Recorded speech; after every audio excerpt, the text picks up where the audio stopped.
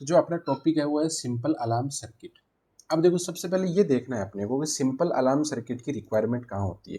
ये आपका EE 304 का 5th चैप्टर है, simple alarm and signal circuits, जिसमें अपन सिंपल अलार्म सर्किट की पहले बात कर रहे हैं। तो देखो जैसे मान लो कि आपको कोई एक सिग्नल है, कोई सिग्नल है, उसको मान लो कि मेरे को एक्स लोकेशन से वाई लोकेशन, मतलब सपोज करो कि मेरे को सीकर से या झुंझुनू से मेरे को जयपुर अगर उसको भेजना है, या अजमेर से मान लो मैं जयपुर भेजना है, तो वहाँ तो डिस्टेंस होगी अच्छी खासी, मोर देन 100 किलोमीटर की डिस्टेंस होगी। तो ऐसे सिग्नल को ट्रांसफ़र करने के लिए जो सिंपल अलार्म सर्किट है वो अपने सफिशिएंट नहीं होते, मतलब उनको आप यूज नहीं कर सकते हो। उसके लिए आपको टेली कम्युनिकेशन चाहिए। टेली कम्युनिकेशन का मतलब या तो आप जो बेसिक लैंडलाइन फ़ोन यूज करते हो उस सिग्नल को रिक्वायरमेंट है, या फिर बाद में जो आजकल मोबाइल्स हैं वो चाहिए, या कोई डिजिटल मीडिया या कोई प्लेटफॉर्म ऐसा चाहिए जिससे वो सिग्नल आपका ट्रांसफ़र हो सके। तो वहाँ पे तो क्या होता है कि टेली कम्युनिकेशन का कॉन्सेप्ट आ जाता है, तो वो तो एक अलग चीज़ होगी। अलार्म सर्किट्स कहाँ काम होते हैं कि जैसे मान लो कि एक ही बिल्डिंग है, उस बिल्डिंग का एक फ्लोर है और दूसरे फ्लोर पे मेरे को कोई सिग्नल ट्रांसफ़र करना है, तो मेरी क्या रिक्वायरमेंट होगी, अलार्म सर्किट की रिक्वायरमेंट होगी। इसी तरीके से मान लो कि एक रूम है, मेरा पास वाला रूम है, उसके अंदर कोई सिग्नल मेरे को ट्रांसफ़र करना है, तो मेरे को क्या है, सिंपल अलार्म सर्किट की ज़रूरत होगी। इसका एक एग्जांपल मैं बताता हूँ कि जैसे मान लो कि एक कोई बस है, उस बस के अंदर मान लो कि पैसेंजर भी बैठे हुए हैं, जो कंडक्टर है वो भी बैठा हुआ है, ड्राइवर भी बैठा हुआ है। अब मान लो कि आपको क्या करना है कि जो ड्राइवर है उसके उसको आपको इंडिकेट करना है कि मान लो कि किसी भी पैसेंजर को आपको उतरना है, तो आपने क्या कर दिया कि उस बस के अंदर कम से कम 3 या 4 स्विच आपने लगा दिए, ठीक है? जैसे ही मैं अगर कोई भी, जैसे मतलब मैं एक्स पैसेंजर हूँ, मेरे को उतरना है, मेरा बस स्टॉप है या कोई भी कहाँ भी उतरना है, तो मैं क्या करूँगा, उस पुश स्विच को दबा दूँगा।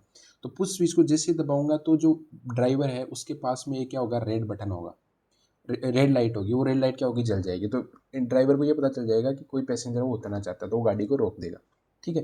पैसेंजर उतर गया, पैसेंजर उतरने के बाद में अब मेरे को वापस उसको चलाना है, तो जो कंडक्टर होगा, जो भी उसकी सीट है उसके पास में एक पुश बटन होगा, ये एक बटन होगा, पुश बटन मतलब बाद में बात करेंगे हम पुश बटन एक्चुअली क्या होता है।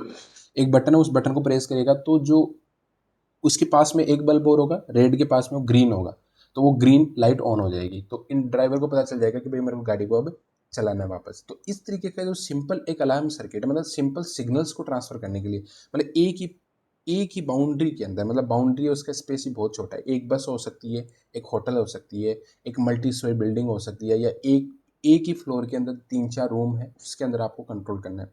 जैसे मान लो कि सपोज करो कि आपने पूरे घर के अंदर मान लो कि मतलब ऐसा म्यूजिक सिस्टम लगा रखा है, जैसे मान लो आपका कोई बेडरूम है उसके अंदर म्यूजिक सिस्टम लगा रखा है, आपकी किचन है उसके अंदर म्यूजिक सिस्टम लगा, मतलब एक ही जगह कनेक्शन है, लेकिन आपने उनकी वायरिंग इस टाइप से कर दी कि वहाँ पे आपका बेडरूम में भी जो जो भी आपने सॉन्ग लगा रखा हो बेडरूम में भी आपका आएगा, किचन के अंदर भी आएगा, हो सकता है अगर बाथरूम के अंदर भी वो लगा रखा होगा आपने म्यूजिक का जो भी वायरिंग है उस तरीके से।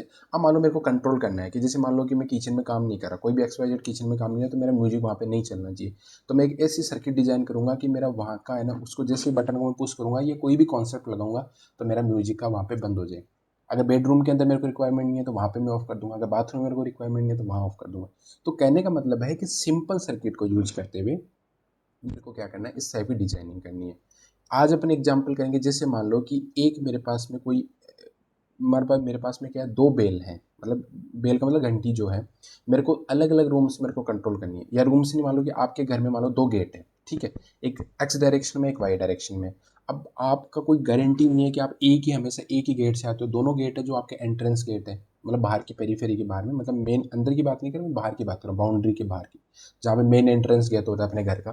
तो एक गेट हो गया, दूसरा गेट हो गया। अब मान लो कि कोई पर्सन है उस गेट से आए, तो वहाँ पे मैंने एक स्विच लगा दिया, और एक और है उस पर मैंने स्विच लगा दिया, और बेल मेरी एक ही है।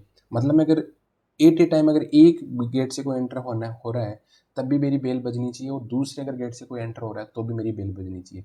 तो इस टाइप के जो अलार्म सर्किट्स होते हैं या सिंपल सर्किट्स हैं उनको अपन सिंपल अलार्म सर्किट बोलते हैं। यानी सिंपल अलार्म सर्किट का बेसिकली यूटिलाइजेशन कहाँ होता है कि या तो कोई एक अ, आपकी एक मतलब छोटी बाउंड्री होनी चाहिए। कहने का मतलब ये है कि जैसे होटल हो गया, कोई हॉस्पिटल हो गई, कोई बिल्डिंग हो गई, या मल्टी स्टोरी बिल्डिंग होगी, मतलब इसका मतलब ये नहीं है कि अपन 2 किलोमीटर डिस्टेंस के ऊपर या 5 किलोमीटर डिस्टेंस के ऊपर उस सिंपल अलार्म सर्किट को यूज करेंगे। वहाँ पे अलग टाइप के सर्किट यूज होते हैं जो टेली कम्युनिकेशन के ऊपर बेस्ड होते हैं, तो वहाँ पे वो सर्किट्स नहीं होते, ठीक है। यानी कहने का मतलब है जहाँ पे इजीली अपन वायरिंग कर सकते हैं। अब मान लो कि कोई 5 किलोमीटर के डिस्टेंस पे कोई वायरिंग करना चाहे तो that is not easily possible. 5 kilometre की वायरिंग को आप अंडरग्राउंड करना पड़ेगा आपको, तो वो वहाँ पे सिंपल अलार्म सर्किट आपके काम नहीं करते। तो ये तो मैंने एक बेसिक बताया है कि बेसिकली अलार्म सर्किट है, उनका यूटिलाइजेशन क्या होता है, या अलार्म सर्किट बेसिकली कहाँ काम आते हैं, और एक दो मैंने एग्जांपल बताया कि अलार्म सर्किट एग्जांपल क्या क्या हो सकते हैं। अब अब इसके अपन टॉपिक स्टार्ट करते हैं कि तो 3 टाइप की चीज़ें आती हैं। वो आती है, एक होता है आपका स्कीमेटिक डायग्राम, और एक होता है आपका वायरिंग डायग्राम, और तीसरा होता है आपका सिंगल लाइन डायग्राम। ठीक है, एक स्कीमेटिक डायग्राम होता है, एक वायरिंग डायग्राम होता है, सिंगल लाइन। सबसे पहले इन तीनों को समझने की जरूरत है कि स्कीमेटिक डायग्राम, वायरिंग डायग्राम और सिंगल लाइन डायग्राम में क्या डिफरेंस है। देखो आपके एग्जाम के अंदर यही पूछता है वो। जैसे मान लो आपने एक क्वेश्चन दे दिया, जैसे मान लो कि अभी जो मैंने क्वेश्चन दिया है वही मान के चल लो आप, कि भाई आपके पास में एक बेल है, आपके 2 एंट्रेंस गेट हैं, तो वहाँ पे आपको स्विच लगाना है और उस बेल को कंट्रोल करना है कि एट ए टाइम एक ही स्विच है वो वर्किंग करे, और उस स्विच की हेल्प से आपकी बेल है ना वो रिंग करनी चाहिए। ठीक है, तो उसका आप स्कीमेटिक डायग्राम बनाओ, उसका वायरिंग डायग्राम बनाओ, उसको सिंगल लाइन डायग्राम बताओ। तो ये 3 चीज़ें वो पूछ सकता है मैक्सिमम टाइम में, मतलब 80 to 90% में वो यही पूछता है, मतलब स्कीमेटिक डायग्राम और wiring diagram. Single line diagram बहुत ही रेयर पूछता है, लेकिन फिर भी अपन बात कर लेंगे। तो स्कीमेटिक डायग्राम, वायरिंग डायग्राम और सिंगल लाइन डायग्राम में क्या डिफरेंस होता है, इसकी अपन बात करते हैं। तो स्कीमेटिक डायग्राम देखो, नाम से ही पता चल रहा है कि एक ऐसा डायग्राम जो कि उस की स्कीम के बारे में बात करता है। स्कीम का मतलब क्या है कि मेरा काम क्या है, मेरा काम क्या है वो। जैसे मान लो कि जे स्कीमेटिक डायग्राम का मतलब ये है कि जैसे मान लो ये मेरी एक बैटरी है, ठीक है, ये एक बैटरी है और ये मेरा कोई भी रेजिस्टेंस है, और ये मैंने यहाँ पे कनेक्शन कर दिया। तो बेसिकली मेरे को ये बता रहा है कि, या एक बल्ब दे देता हूँ मैं यहाँ पे, ये कोई बल्ब है मेरा कोई, और एक ये कोई रेजिस्टेंस मैंने यहाँ पे अटैच कर दिया। तो ये स्कीमेटिक डायग्राम ये बता रहा है कि ये बल्ब है, अगर आपकी बैटरी अगर कनेक्टेड है तो ये बल्ब आपका जल जाएगा। यानी ये स्कीम बता रहा है कि जैसे आपके वोल्टेज होगा, करंट आएगी, करंट से आपका बल्ब जल जाएगा। तो ये सिंपल स्कीम की बात कर रहा है। वायरिंग डायग्राम क्या होगा कि एक ऐसा डायग्राम जो कि अपन वायरिंग के टाइम में यूज करते हैं, मतलब वायरिंग उसके बेसिस पे अपन करेंगे वायरिंग डायग्राम। ठीक है, तो वायरिंग डायग्राम क्या होता है कि इसके बेसिस पे, मतलब स्कीमेटिक डायग्राम को यूज करते हुए अपन क्या करते हैं, वायरिंग डायग्राम बनाते हैं। कि वायरिंग डायग्राम मतलब क्या है कि अगर जैसे मान लो कि इसका मैं मोटा मोटा से एग्जांपल बताता हूँ, कि जैसे मान लो कि आपने कोई नया घर डिजाइन किया, फॉर एग्जांपल कोई नया घर डिजाइन किया, आप किसी भी इलेक्ट्रिशियन के पास में कोई भी इलेक्ट्रिकल, उसके बाद आपको मालूम कि अंडरग्राउंड फिटिंग करवानी है या आपने पूरी कनेक्शंस देने हैं। तो सबसे पहले जो भी इलेक्ट्रिशियन होगा या वो क्या करेगा, वो एक स्कीमेटिक डायग्राम बनाता है कि जैसे मान लो एक छोटे छोटे रूम बना दिए उसने एकदम ऑन पेपर। ये अपन पहले ही बात कर चुके हैं इस चीज़ के बारे में। ऑन पेपर क्या बनाएगा कि ये एक्स रूम है, इसके अंदर फैन कहाँ लगेगा, मोबाइल का चार्जर कहाँ लगेगा, टीवी का स्विच कहाँ पे होगा, फ्रिज अगर रख रहे हो तो वो कहाँ रखोगे। दूसरा रूम है उसके अंदर अगर और कोई चीज़ें इक्विपमेंट है उनका कहाँ पे होगा, किचन का होता है उसके कनेक्शन क्या होंगे।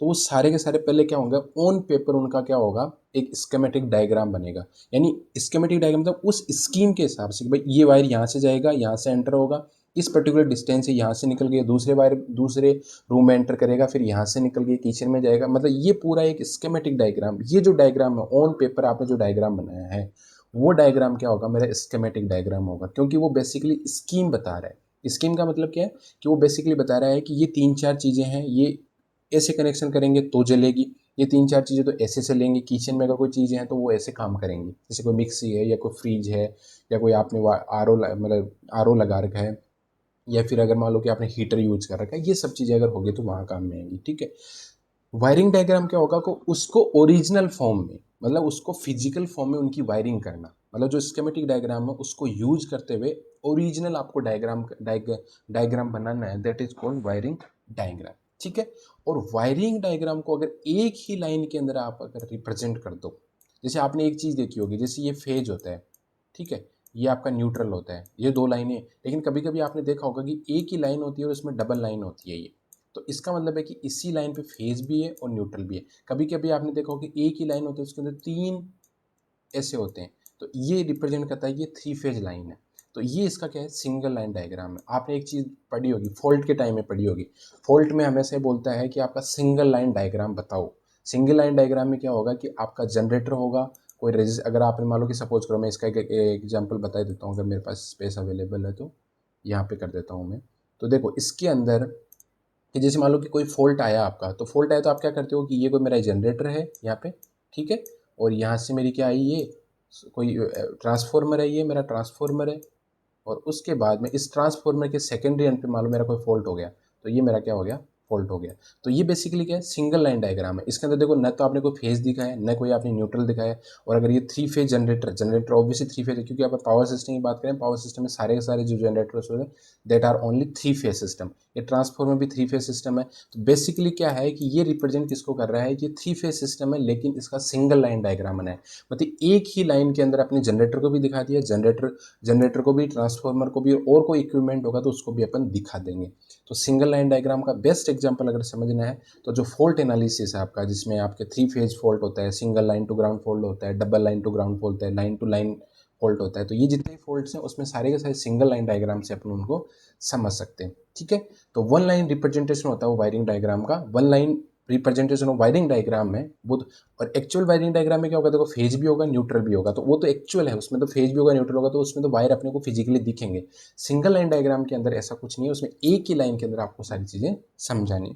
ठीक है, तो ये तो बात हुई स्कीमेटिक डायग्राम, वायरिंग डायग्राम और सिंगल लाइन डायग्राम के बारे में। अब कुछ कुछ चीज़ें आती हैं, जैसे बार बार अपन जैसे अगर कोई भी क्वेश्चन करेंगे तो उसके अंदर कुछ बटन्स काम आएंगे, कुछ इंडिकेटर लैंप होगी, ये सब चीज़ों के बारे में बात करते हैं। तो सबसे इंपॉर्टेंट चीज़ है कि एक होता है पुश बटन। पुश बटन का पुश बटन का देखो नाम से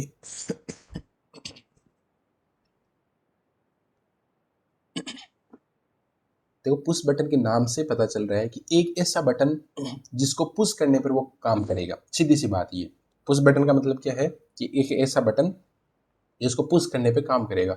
अब आप बोलोगे कि सर जो घर पे अपन जो स्विच यूज करते हैं, जिसमें मान लो फैन का हो सकता है, टीवी का हो सकता है, वो भी तो पुश बटन है, मतलब उसको भी पुश करने पे ही काम करता है वो। लेकिन अपने को ये डिफरेंस देखना है कि पुश बटन और जो वो बटन होता है जो अपन घर में यूज करते हैं नॉर्मली, टीवी, बल्ब, आपके CFL वगैरह या फ्रीज वगैरह, इनके लिए जो जो अपन स्विच यूज करते हैं उसको अपन टॉगल स्विच बोलते हैं। तो पुश बटन और टॉगल स्विच में क्या डिफरेंस होता है इसकी अपन बात करते हैं। तो देखो पुश बटन क्या होता है, पुश बटन होता है कि जब तक आप उसको दबा के रखोगे तब तक आपका सर्किट क्लोज रहेगा या ओपन रहेगा, जो भी चीज़ है।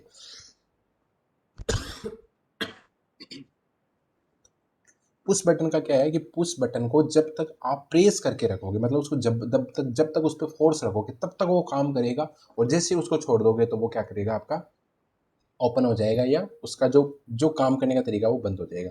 लेकिन टॉगल स्विच में क्या होता है कि स्विच को अगर आपने एक बार ऑन कर दिया है तो उसको प्रेस रखने की जरूरत नहीं है, आपको एक बार प्रेस करना, वो नीचे की पोजीशन पे आ जाएगा, तो वो क्या है, एनी टाइम ऑन रहेगा जब तक कि आप उसको वापस अपनी पोजीशन पे करते नहीं हो। तो टॉगल का मतलब क्या है कि पोजीशन चेंज करना। आपने डिजिटल इलेक्ट्रॉनिक्स के अंदर पढ़ा होगा टॉगल, जिसमें आपका जो फ्लिप फ्लॉप आते हैं, या फ्लिप को के अंदर टॉगल टी फ्लिप फ्लॉप आता है। टी फ्लिप फ्लॉप में क्या होता है कि आपका अगर जीरो अप्लाई करोगे तो वन आएगा, वन अप्लाई करोगे तो जीरो आएगा। तो टॉगलिंग होती है वो। टॉगलिंग का मतलब पोजीशन चेंज करना, जीरो से वन या वन से जीरो। जीरो से वन का मतलब क्या है कि स्विच की कंडीशन में क्या होगा, या तो उसकी जो स्विच होगा या तो ऑन होगा या ऑफ होगा। तो टॉगल स्विच में क्या होता है कि अगर आपने एक बार प्रेस करके ऑन कर दिया तो ऑन ही रहेगा, उसको अगर कंडीशन आपको चेंज करनी है तो उसको ऑफ करना पड़ेगा, आपको आपको प्रेस करने की एक बार वापस ज़रूरत है। तो टॉगल स्विच में क्या है कि एक बार अगर कोई पोजीशन आपने फिक्स कर दी है तो फिक्स ही रहेगी, उसके बाद में कोई भी आपको प्रेशर या पुश करने की रिक्वायरमेंट नहीं है। और पुश स्विच में क्या है कि अगर आपको पोजीशन चेंज करनी है तो आपको उस टाइम तक उसको पुश रखना पड़ेगा। तो पुश बटन है, दो टाइप के होते हैं, एक होता है एनो पुश बटन, एक होता है एनो पुश बटन, और एक होता है एनसी पुश बटन। क्या फर्क होता है मैं डिटेल में समझाऊंगा, इस चीज़ को बहुत ध्यान से देखने की जरूरत है।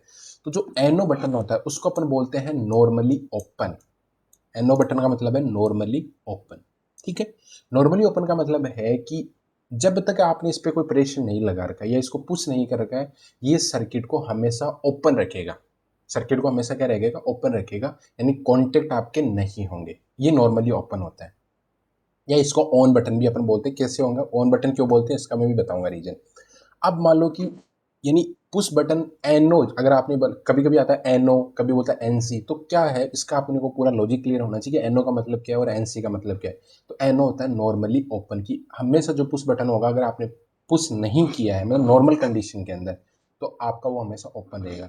लेकिन अगर आपने उसके ऊपर प्रेशर लगाया है तो वो क्या हो जाएगा, आपका क्लोज हो जाएगा, एनसी हो जाएगा। ठीक है, तो ये नॉर्मली क्लोज हो जाएगा। यानी कहने का मतलब ये है कि अगर मैं इसको और इसका जो डायग्राम है कुछ इस टाइप से होता है कि ये आपका एक मेन वायर यहाँ से आ रहा है, एक मेन वायर यहाँ से आ रहा है, और यहाँ से आपने क्या लगाया, एक फोर्स लगाया। बेसिकली यहाँ पे एक आपका प्लास्टिक का या कोई इंसुलेटर का कोई बटन टाइप में होगा, जैसे उस पर प्रेस करोगे आप, चाहे आप अपने फिंगर से करो या आपके थंब से करो, तो ये जो पॉइंट, ये जो प्लेट है, ये प्लेट जाके आपके इसकी चिपक जाएगी, और चिपकते ही ये सर्किट ऐसे बन जाएगा, मतलब क्लोज हो जाएगा ये, जैसे आप इसको फोर्स लगाओगे तो ये सर्किट क्लोज हो गया। तो कोई भी करंट अगर आ रही थी तो यहाँ से होती हुई ये इधर चली जाएगी। लेकिन इस कंडीशन के अंदर, ऊपर वाली कंडीशन के अंदर ओपन है ये, तो आपकी करंट नहीं जाएगी क्योंकि ओपन सर्किट है ये।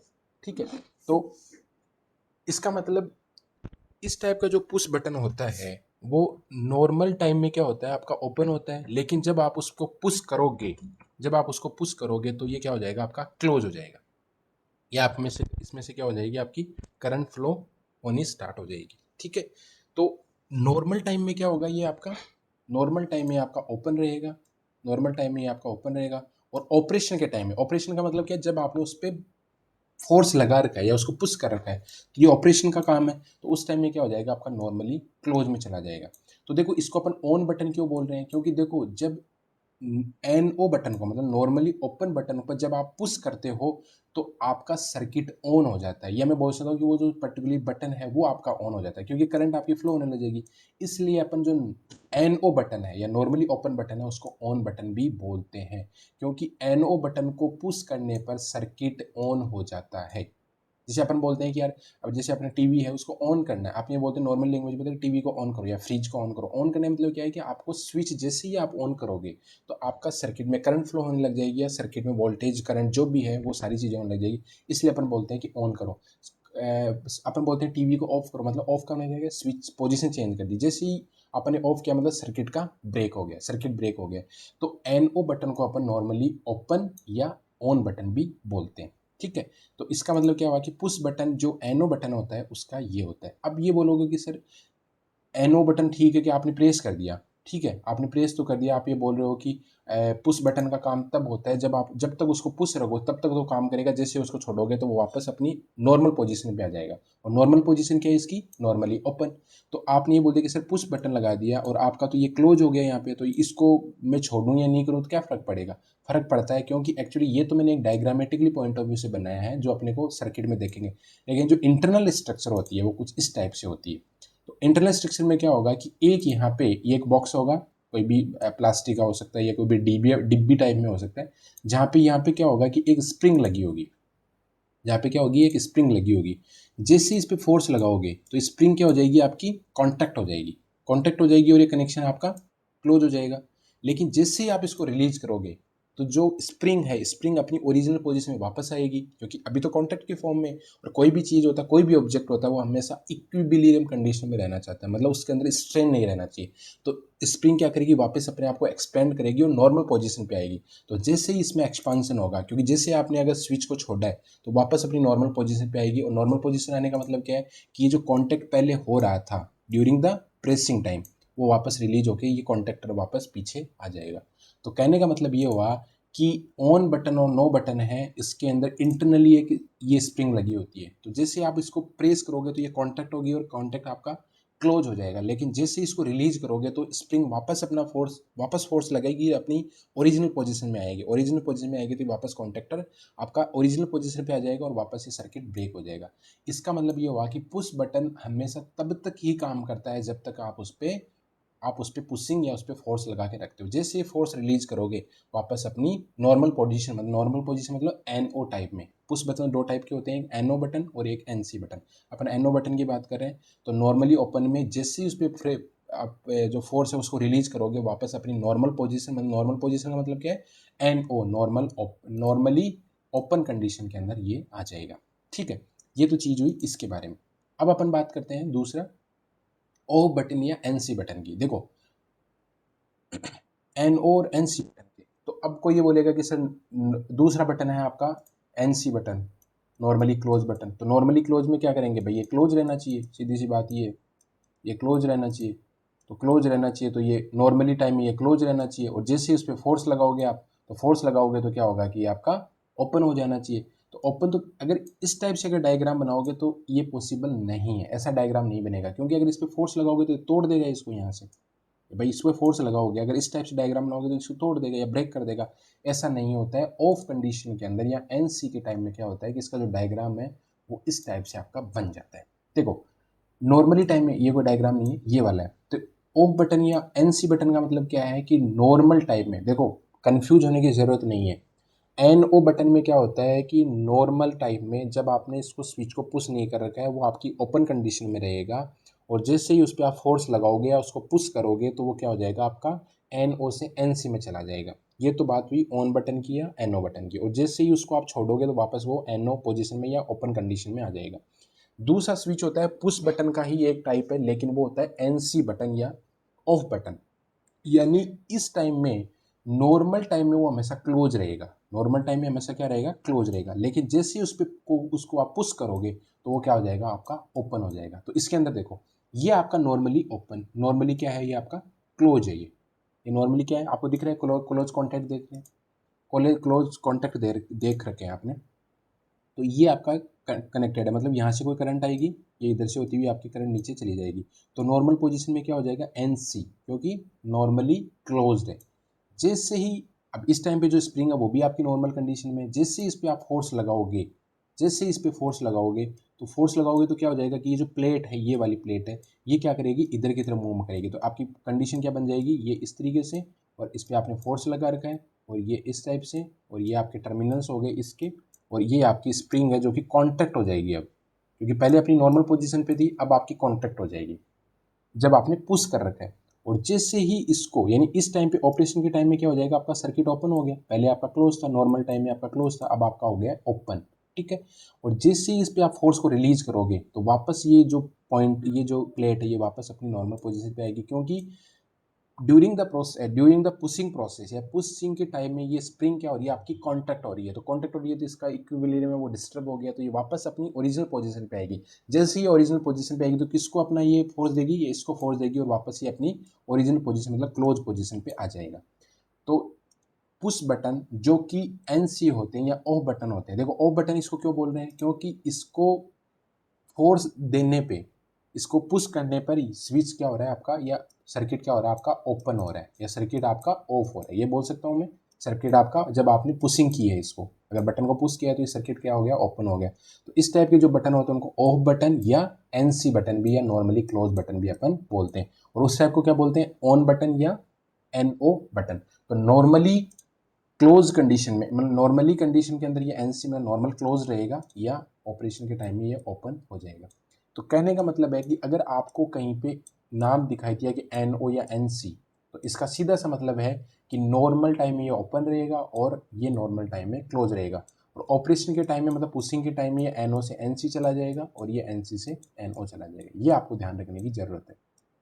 ठीक है। होपफुली आपको ये चीज़ समझ में आई होगी कि पुश बटन में एन ओ और एन सी कैसे वर्क करते हैं। एक बार मेरे को कोई भी अपने माइक को ऑन करके मेरे को बता दो कि ये चीज़ समझ में आई है कि नहीं है, तो फिर अपन आगे बढ़ते हैं। पुश बटन क्या मतलब दोनों के बारे में।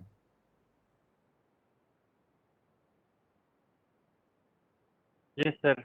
ओके, ठीक है। तो हाँ, दिनेश दीवान का मैसेज है, ठीक है, ओके ओके। तो इस तरीके से अपना N O button, push button के बारे में अपना क्लियर हो गया। दूसरा होता है अपना टॉगल स्विच। टॉगल स्विच जो अपने घरों में नॉर्मली यूज करते हैं, तो इसके अंदर कोई भी स्प्रिंग नहीं होती है, सबसे बड़ी बात होती है इसके अंदर कोई भी स्प्रिंग नहीं होती है। इसके अंदर क्या होगा कि पहले नॉर्मली ये ओपन कंडीशन में है। फॉर एग्जाम्पल मान लो कि आपका टीवी ऑफ है, मतलब नॉर्मली ओपन है कंडीशन में। फिर आपने जैसे ही इसको टॉगल किया, मतलब उसको टॉगल का मतलब क्या है, उसको प्रेस किया नीचे की तरफ में, तो ये क्लोज हो गया, क्लोज हो गया। अब वापस अगर आपको एन ओ करना है, मतलब आपको ओपन करना है, तो वापस आपको टॉगल करना पड़ेगा। आपको प्रेस कंटिन्यूसली रखने की जरूरत नहीं है। एक बार आपने प्रेस कर दिया तो इसने अपनी पोजीशन चेंज कर ली है। फिर अगर वापस आपको पोजीशन चेंज करनी है तो वापस आपको टॉगल करना पड़ेगा। पुश बटन में ऐसा नहीं है। पुश बटन में एक बार आपने प्रेस कर दिया, प्रेस करते ही वो आपकी एनओ से एनसी में चला जाएगा या एनसी से एनओ में चला जाएगा, और जैसे ही उसको रिलीज करोगे तो वापस अपनी ओरिजिनल पोजीशन पे आ जाएगा। लेकिन टॉगल स्विच में ऐसा नहीं है।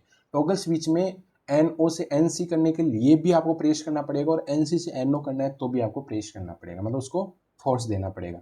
तो this is the basic difference between switch and the push button. Push button या टॉगल स्विच अपन बोलते हैं। तो ये दूसरा आपका नॉर्मली स्विच यूज करते हैं अपन, कहीं भी बेसिक सर्किट्स में भी देखा होगा आपने, स्विच को इसी तरीके से अपन रिप्रेजेंट करते हैं। ये वाला आपका सिंपल सर्किट है। जैसे मान लो कि ये आपकी कोई बैटरी लगी हुई है, और ये कोई आपका रेजिस्टेंस है यहाँ पे, और ये कोई आपने बल्ब लगा रखा है। अगर आपको स्विच यूज करना है तो आप क्या करोगे, ऐसा कोई एक स्विच लगा दोगे। ये जैसे ही स्विच को क्लोज करोगे आप, तो आपका क्या हो जाएगा, ये जैसे आपने नेटवर्क डिज़ाइन के अंदर पढ़ा होगा, आपके जो सर्किट इसका ट्रांजिएंट एनालिसिस है, तो ट्रांजिएंट एनालिसिस में होता है ना, T equal to zero minus से में आपने कोई स्विच को ऑन किया है, T equal to zero plus पे स्विच पे ऑन किया है, तो उसके इंडक्टर के करंट वोल्टेज, कैपेसिटर के वोल्टेज करंट पे क्या इफेक्ट आएगा। तो जो अपन ट्रांजिएंट एनालिसिस पढ़ते हैं, T equal to zero plus पे किया, T equal to zero minus पे किया, तो वो जो है स्विच, वहाँ पे स्विच देखे होंगे आपने कि उसमें दिखा होता है कि ऐसे टी इक्वल टू जीरो पे ये स्विच ऑन है, टी इक्वल टू जीरो पे ये स्विच ऑफ है। तो ये सारे जो स्विच होते हैं, तो मतलब उनका जो कहने का मतलब है कि उनका जो नोमेनक्लेचर होता है वो इस टाइप का होता है, स्विच ऐसा ही होता है। फिर बैटरी है, उसको आप जानते ही हो, बैटरी का सिंबल कुछ इस टाइप से होता है। बजर और अलार्म और बेल का जो स्विच होता है वो कुछ इस टाइप से होता है, ये वाला बजर बेल, अगर कोई ऐसा दिखता है तो ये बजर बेल आएगा।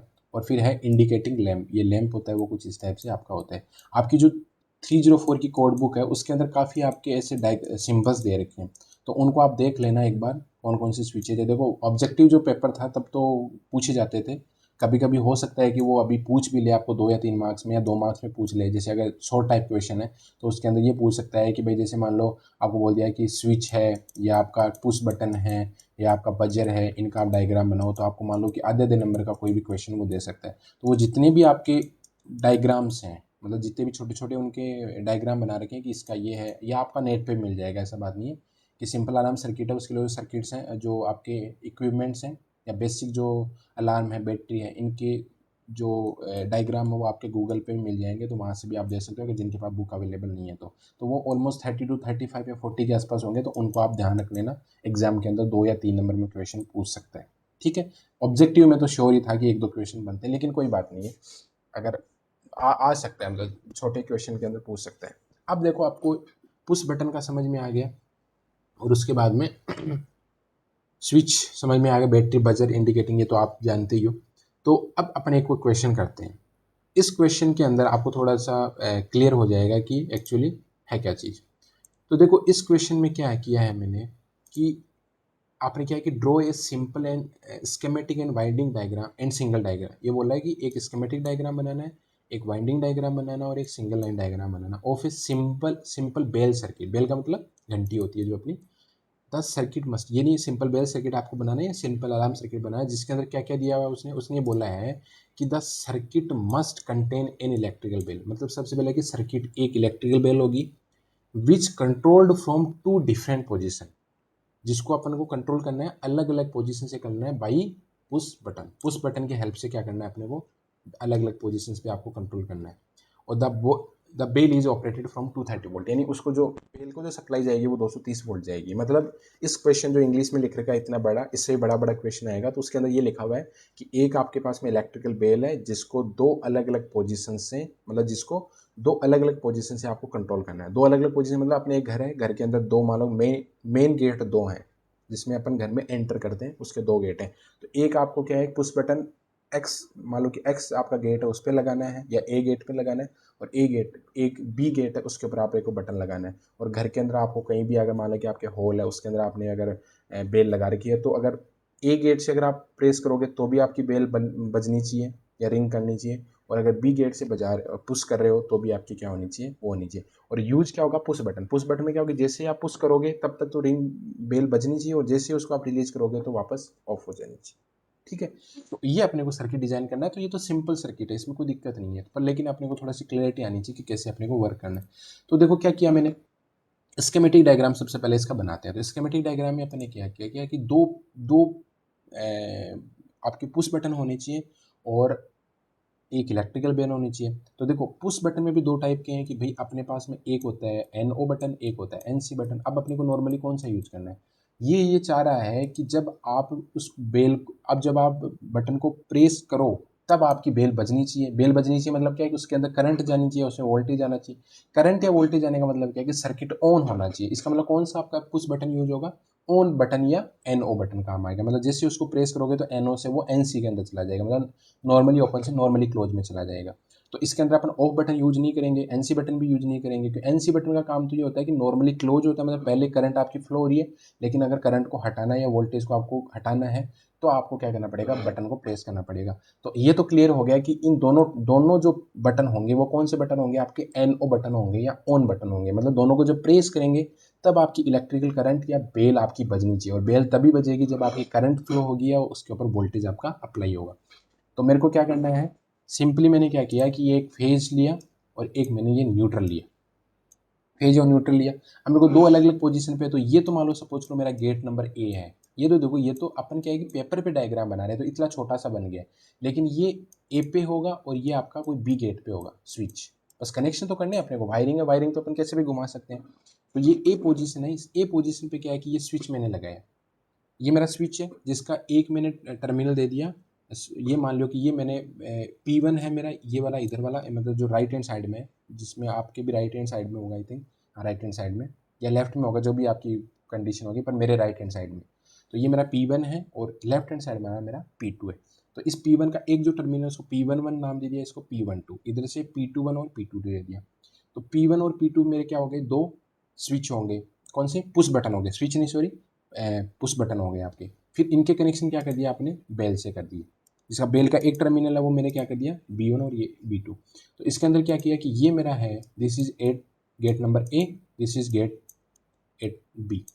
तो अब जैसे ही मान लो कि आपका, जैसे मान लो कि ए पे कोई एक्स पर्सन आया, तो ए पे एक्स पर्सन आया, उसने ये इसको प्रेस किया, प्रेस को किया तो ये क्लोज हो गया, क्लोज होते सर्किट कैसे क्लोज हो गया, यहाँ से करंट आएगी, ये करंट आपकी इधर गई और ये करंट इधर जाएगी और बेल आपकी क्या हो जाएगी, बजर बजना स्टार्ट हो जाएगा, बेल आपकी रिंग करना स्टार्ट हो जाएगी। जैसे ही आपको इसको रिलीज करोगे तो ये वापस आपकी नॉर्मल पोजीशन पे आ जाएगी, तो करंट आपकी दोनों ही साइड से किधर भी नहीं है, तो करंट यहाँ से यहाँ तक तो जाएगी, यहाँ भी जाएगी, लेकिन इधर नहीं जाएगी, नहीं इधर जाएगी, क्योंकि दोनों नॉर्मली ओपन है। अब इससे ही मान लो कि आपका बी पे कोई आता है, तो इसको जब आप प्रेस करोगे तो ये सर्किट क्या हो जाएगा, आपका क्लोज हो जाएगा। तो क्लोज जाएगा तो करंट यहाँ से जाएगी, यहाँ तो जाएगी नहीं क्योंकि तो ओपन है, तो इसको प्रेस ही नहीं कर रखा है, और यहाँ से ये ओपन किया, ये करंट इधर से जाएगी, ये इधर से करंट आई और इधर से करंट होती हुई आपकी वापस से न्यूट्रल पे चली जाएगी। ठीक है, तो इसलिए जो ये क्वेश्चन दिया है कि एक बेल है उसको दो अलग अलग पोजीशन से बाय यूजिंग पुश बटन अगर आपको कंट्रोल करना है, तो अपन इस तरीके से कंट्रोल उसको कर सकते हैं कि दो अलग अलग लोकेशन पर दो अलग अलग पुश बटन अपने लगा दिए और एक बेल अपने लगा दी, तो ये ए नंबर गेट पे लग जाएगा और ये बी नंबर गेट पे लग जाएगा। अब सबसे बड़ी बात ये है कि सर एक चीज़ है कि हो सकता है आपके डाउट आया कि नहीं है, लेकिन मैं आपको डाउट आएगा नहीं, मेरे को पता है।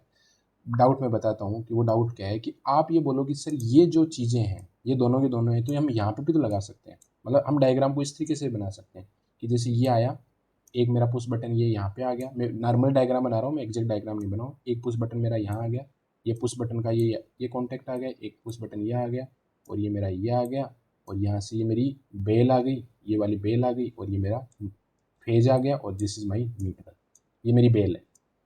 एक्चुअल डायग्राम नहीं बना रहा हूँ क्योंकि बनेगा भी नहीं। ये मेरा P1 मान लेते हैं या P2, ये या P1 या P2 जो भी है, मतलब ये P1 P2, ये P1 है तो ये P2, ये P2 है तो ये P1, या P1 है तो P2 जो भी। तो इस तरीके से डायग्राम है, तो इसमें भी होगा, अगर इसको बटन को आप प्रेस करोगे तो करंट आपकी कंप्लीट हो जाएगी, ये सर्किट आपका कंप्लीट हो जाएगा, इधर से करंट चली जाएगी, और अगर इसको मैं पुश करूँगा तो भी मेरी करंट इधर से आती हुई इधर से चली जाएगी। तो क्या ऐसा डायग्राम बना सकते हैं कि नहीं बना सकते, कोई मेरे को बताओगे येस या नो, बना सकते हैं या नहीं बना सकते, पहले तो यही बात करते हैं भाई, बना सकते हैं कि नहीं बना सकते। मैं आपसे पूछ रहा हूँ, एक बार मेरे को रिप्लाई देना, कोई भी अपने आप को अनम्यूट करके बोल सकता है। बना सकते हैं, यस दिनेश बोल रहा है कि बना सकते हैं।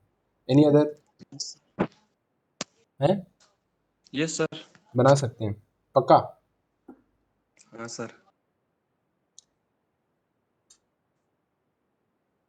देखो एक्चुअली अपन नहीं बना सकते इसको, 5 मिनट में क्लास ऑफ हो जाएगी, कोई बात नहीं है। देखो इसका रीज़न है क्यों अपन नहीं बना, क्योंकि हमेशा एक चीज़ ध्यान रखना कि जो भी स्विच लगते हैं या पुश बटन लगते हैं, जो भी अगर कोई भी कंट्रोलिंग अगर इक्विपमेंट लग रहा है वो हमेशा फेज के अंदर लगता है, कभी भी न्यूट्रल में नहीं लगता है। क्योंकि जैसे मान लो कि कल को अगर मान लो कि आपको मेंटेनेंस की रिक्वायरमेंट होगी, तो न्यूट्रल के अंदर कोई करंट जाएगी नहीं, फेज के अंदर आपकी करंट रहेगी। अगर आप न्यूट्रल के अंदर लगाओगे तो जो इसका एक टर्मिनल है हमेशा फेज से कनेक्टेड ही होगा। तो जैसे ही आप इसमें मेंटेनेंस करने लगोगे तो इसके अंदर आपके करंट आ सकती है। इसलिए अपन क्या करते हैं कि इस पर्टिकुलर पोजीशन के ऊपर न्यूट्रल में कभी न्यूट्रल में करंट होगी नहीं, न्यूट्रल में करंट होगी नहीं तो उसको अपन क्या करेंगे, न्यूट्रल में करंट नहीं होगी तो इसकी वजह से अपन क्या कहते हैं कि मेंटेनेंस के टाइम में इसमें यहाँ पे शॉक आने की हो सकता है कि आपके यहाँ पे करंट लगे या शॉक लग सकता है। लेकिन अगर आप फेज में आप वर्किंग करोगे तो या तो पहले इसको ऑफ करोगे आप, या तो आप नेगेटिव या तो ऑफ करोगे उसको, पहली चीज़ तो ये है, या तो ऑफ करोगे उसको, या फिर अगर मेंटेनेंस करोगे तो आपको पता है कि ये फेज में है तो आप उसको अवेयर होकर थोड़ा सा काम करोगे। और दूसरी चीज़ ये, इन्होंने भी सही बात बोली है, किसने मेरे को रिप्लाई किया है कि दिनेश ने बोला कि नेगेटिव वायर को कॉमन रखा जाता है। यस, इट इज़ करेक्ट, क्योंकि जितने भी नेगेटिव वायर हैं उनको सबको अपन क्या करते हैं, कॉमन रखते हैं, क्योंकि नेगेटिव आपका जो न्यूट्रल होगा वो तो सबका कॉमन ही होगा, तो स्विच उसके अंदर लगाएंगे नहीं, क्योंकि तो फिर तो आपको मल्टीपल वायर निकालने पड़ेंगे। तो अपन क्या करते हैं कि फेज के अंदर तो स्विच लगा देंगे और जो न्यूट्रल है वो सबका अपन क्या कर देंगे, कॉमन कर देंगे। तो ये भी एक अच्छा एग्जाम राइट है कि बट स्विच को पॉजिटिव वायर में कनेक्शन कर सकते हैं। हाँ, पॉजिटिव वायर में कनेक्शन कर सकते हो, नेगेटिव वायर आपका कॉमन हो जाएगा, तो ये भी सही है। लेकिन ये भी सही है, इसके साथ ये भी सही है कि पॉजिटिव वायर में जब आप करोगे तो नेगेटिव वायर में आपकी करंट नहीं होगी, तो मेंटेनेंस के टाइम में आपके शॉक लग सकता है, पॉजिटिव वायर में ऐसा नहीं होगा। ठीक है, तो ये भी आपका ठीक है, बाकी ये भी कोई आपका सही सॉल्यूशन है। पर अब इसका स्कीमेटिक डायग्राम तो अपन ने बना लिया, उसके बाद में इसका वायरिंग डायग्राम बनाना, तो वायरिंग डायग्राम में कोई प्रॉब्लम नहीं है, सिंपल वायरिंग डायग्राम, मतलब ये जो दिखा है स्कीमेटिक डायग्राम, इसी को अपने को फिजिकली फॉर्मेट के अंदर गेट नंबर ए और गेट नंबर बी पे आप पे लगाना है, बस इतना ही करना है और कुछ नहीं करना है। तो मैंने क्या किया, इसको देखते देखते आपको क्या करना है कि P11 और P21, तो P11 और P21 मेरे क्या होंगे, फेज से कनेक्टेड होंगे। यानी ये वायर आया आपका कहाँ से, अब वायर दोनों पास पास ही होंगे, फेज और न्यूट्रल आपने देखा होगा हमेशा पास पास है। ऐसा नहीं होता है कि एक कोने में आपका फेज पड़ा है दूसरे कोने में आपका न्यूट्रल पड़ा है, ऐसा कभी नहीं होता। फेज और जो न्यूट्रल होते हैं दोनों पास पास से होते हैं। तो फेज आ गया, ये आपका न्यूट्रल आ गया, तो फेज से कौन कौन से कनेक्टेड हो गए आपके, P11 हो गए और P21 हो गए। तो फेज से क्या होगा, एक तो P12 और एक P11 और P21, ये दोनों कनेक्टेड हो गए। फिर ये आपके दोनों स्विच हो गए P1 P2। फिर यहाँ से दोनों वायर निकले आपके, ये दोनों वायर निकल के कहाँ पे गए आपके, B1 के ऊपर, ये आपका B1 आ गया। फिर B1 से B2, B2 कहाँ पे गया आपका, न्यूट्रल पे, तो B2 कहाँ पे चला गया आपका, अगेन न्यूट्रल पे। तो कहने का मतलब है कि वायरिंग डायग्राम में क्या होगा कि प्रॉपर्ली वायर्स को अपन दिखाएंगे कि ये वायर ऐसे ऐसे कनेक्शन किए, और स्कीमेटिक डायग्राम में क्या सिंपल, अपने एक सिंपल डायग्राम बना दिया, उसमें वायर को अपने कुछ बेसिकली देखा जाए तो स्कीमेटिक डायग्राम और वायरिंग डायग्राम में कोई ज़्यादा डिफरेंस नहीं होता है, लेकिन वायरिंग डायग्राम में थोड़ा सा दिखता है कि भाई अपने वायर्स यूज किए हैं। अब इसका मतलब ये नहीं है कि भाई ये पास पास है तो भाई डिस्टेंस ये है, तो ये आपका गेट नंबर ए पे लगेगा और ये गेट नंबर बी पे लगेगा। तो अब गेट नंबर ए और बी में सपोज करो कि 5 मीटर की डिस्टेंस है, तो वो 5 मीटर का वायर आपका हो जाएगा। लेकिन स्कीमेटिक डायग्राम में ऐसा कुछ नहीं दिखाएंगे अपन। स्कीमेटिक डायग्राम दो स्विच हैं, ये यहाँ पे अपने अलग अलग दिखाएगी, ये पोजीशन ए पे लगेगा और this will at the position B. तो इस तरीके से ये आपका स्कीमेटिक डायग्राम और वायरिंग डायग्राम आपका कंप्लीट होता है। अब आई थिंक क्लास ये कंप्लीट होने वाली है क्योंकि मेरे पास मैसेज आ चुका है। तो होपफुली आपको ये चीज़ समझ में आएगी कि बेसिक अपन सिंपल डायग्राम डायग्राम कैसे बनाते हैं। अब जो मैंने चीज़ें बताई है उसके ऊपर अगर कोड बुक आपके पास अवेलेबल है तो उस पर क्वेश्चन देखो, उस पर आप अप्लाई करो, कुछ मैं क्वेश्चंस कल भी कराऊंगा आपको। और अब अगर कोई आपको डाउट है तो आप मेरे को पूछ सकते हो, क्योंकि टाइम बड़ा ही कम है।